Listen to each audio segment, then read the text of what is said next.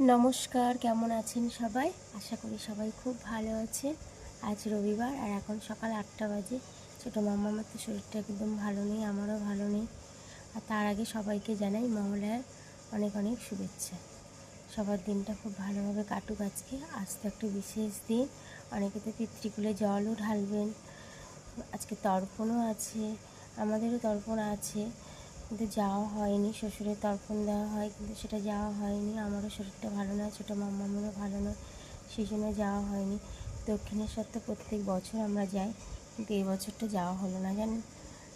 যাই হোক, আজ তো নিরামিষ রান্নাবান্না, তাই ভাবছি একটু লুচি আর ঘুগনি করবো। আর দেখুন আমার গাছে নীলকণ্ঠ ফুলটা কী সুন্দর ফুটেছে।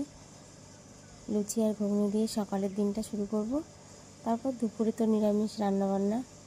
চলুন তাহলে। রাতে বুটটা ভিজিয়ে রেখেছিলাম, দেখুন কি সুন্দর ফুলে গেছে। এর মধ্যে একটু লবণ দিয়ে আর বসিয়ে দেবো। তারপরে বুটটা একটু সিদ্ধ হতে থাক, আমি ততক্ষণ ময়দাটাও মেখে নেব।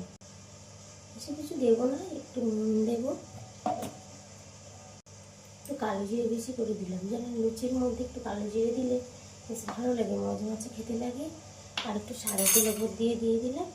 এই ময়দাটা একটু মেখে নেবো, নিয়ে তারপর ঘুগনিটা তো বসিয়ে দেবো। বুটটা সিদ্ধ করতে দিয়েছি, ময়দাও মাখা হয়ে গেছে। আর এদিকে আমার কুকারে তো সিডিও পড়ে গেছে। মটরটা সিদ্ধ হয়ে গেলে লুচিটা বানিয়ে নেবো। তখন একটু থাক, জানেন, এটা একটু থাকলে বেশ ভালো লাগবে লুচিটা খেতে।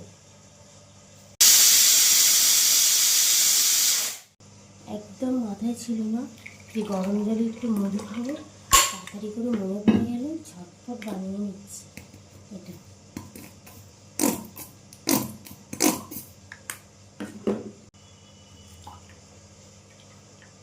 ব্যাস হয়ে গেল সকালে গরম জলের মধ্যে। সকালে রোজই খাই, যেন আজকে হঠাৎ মাথা থেকে বেরিয়ে গেছে। তরকারি ফুটছে, দেখুন ঘুগনি ফুটছে, আর এদিকে লুচি আমার হয়ে গেছে, রেডি হয়ে গেছে। গরম মশলা দিয়ে নামিয়ে নেব।